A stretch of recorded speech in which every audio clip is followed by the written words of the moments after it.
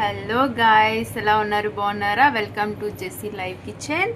ఈరోజు నేను బిర్యానీ చేశాను. చూడండి ఎంత కలర్ఫుల్గా ఉందో.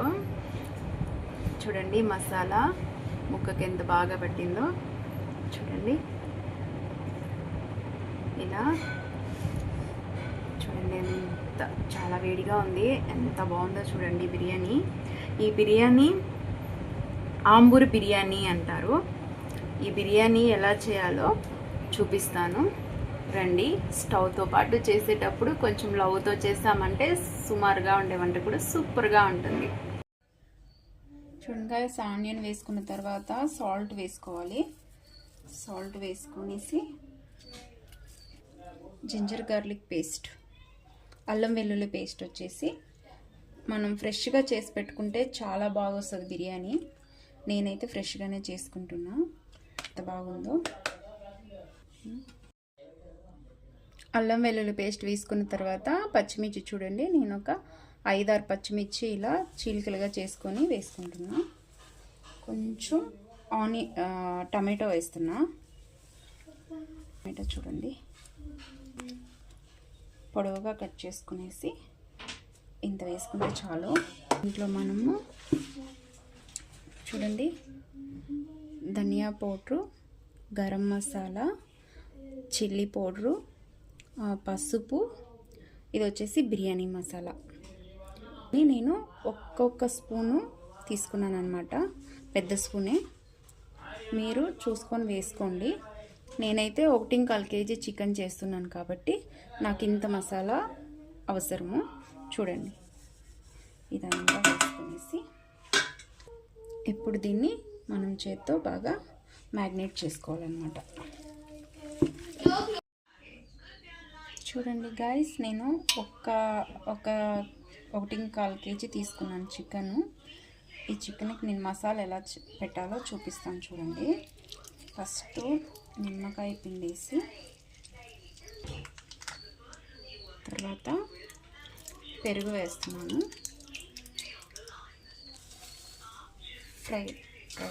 ఫ్రైడ్ ఆనియన్స్ చూడండి, ఇలా పట్టుకుంటేనే ఇలా అయిపోవాలన్నమాట. ఇలా ఫ్రై చేసుకోవాలి.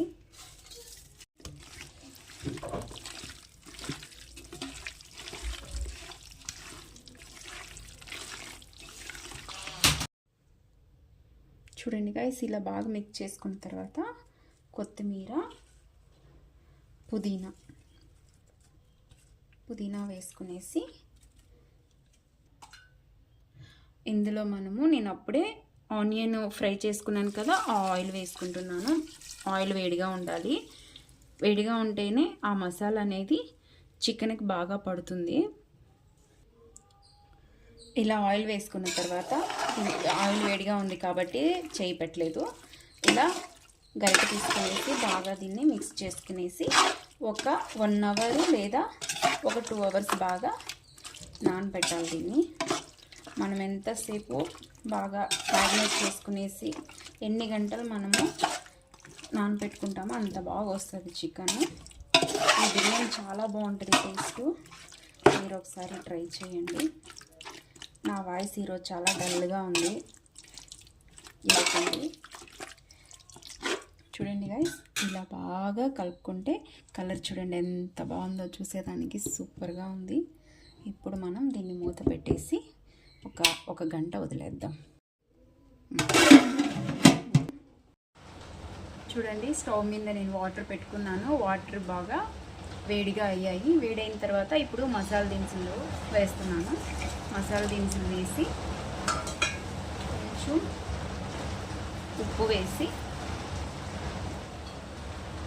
ఉప్పు వేసుకున్న తర్వాత కొంచెం పుదీనా వేసేసి వాటర్ని బాగా మరిగించుకోవాలి. ఇక్కడైతే వర్షం బాగా పడుతుంది. వేడివేడిగా ఏమన్నా తినాలి అనుకుంటే అందుకే బిర్యానీ చేస్తున్నాను నేనైతే ఈరోజు. పుదీనా వేసుకున్న తర్వాత కొంచెం ఆయిల్, ఇలా బాగా ఎసురు తెలుగుతున్నప్పుడు మనము కడిగి అప్పుడే నానబెట్టుకున్న బాస్మతి బియ్యాన్ని వేసుకుంటున్నాను. నేను 1/2 hour నానబెట్టాను నేను. అప్పుడే మనకి రైస్ అనేది బాగా పొడిగా వస్తుంది.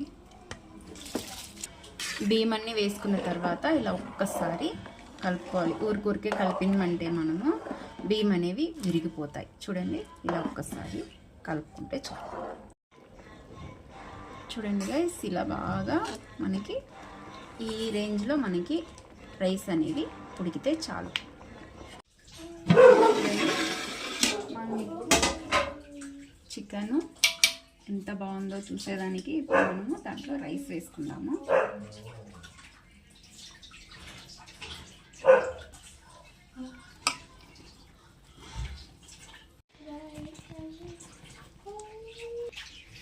ఇలా ఒక లేయర్ వేసుకున్న తర్వాత కొంచెం పుదీనా, కొంచెం ఆనియన్స్ ఇలా వేసుకునేసి మనము మళ్ళీ ఒక లేయరు రైస్ వేసుకోవాలన్నమాట.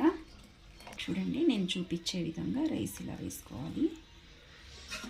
చూడండి ఇలా ఇలా వేసుకోవాలి. ఇలా చూడండి గైస్, ఇలా చేసుకున్న తర్వాత మళ్ళీ మనము చూడండి ఇప్పుడు ఫుడ్ కలర్ వేసుకుందాం. ఇలా మీకు ఏ కలర్ ఇష్టమైతే ఆ కలర్ వేసుకోండి, ఇదే వేసుకోవాలని ఏం లేదు. చూడండి ఇలా ఆనియన్ మళ్ళీ వేసుకునేసి, చూడండి ఇలా వేసుకునేసి ఆనియన్ కొంచెం దీనిపైన నెయ్యి వేసుకుందాం కొంచెం. ఇప్పుడు పుదీనా, కొంచెం కొత్తిమీర వేసుకుందాము. కొత్తిమీర వేసుకునేసి ఇప్పుడు దీన్ని మనం స్టవ్ మీద పెట్టేసుకుందాం.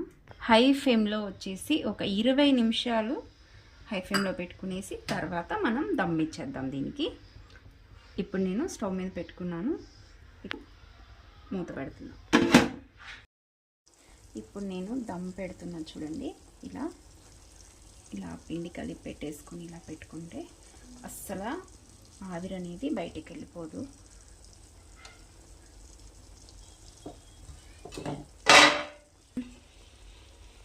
చూడండి గైస్, ఇలా పెట్టుకునేసి మనం మూత గట్టిగా పెట్టేసుకునేసి దీని మీద ఏదన్నా పెట్టేసుకుంటే మనకి దమ్ అనేది క్లీన్గా పట్టేస్తుంది.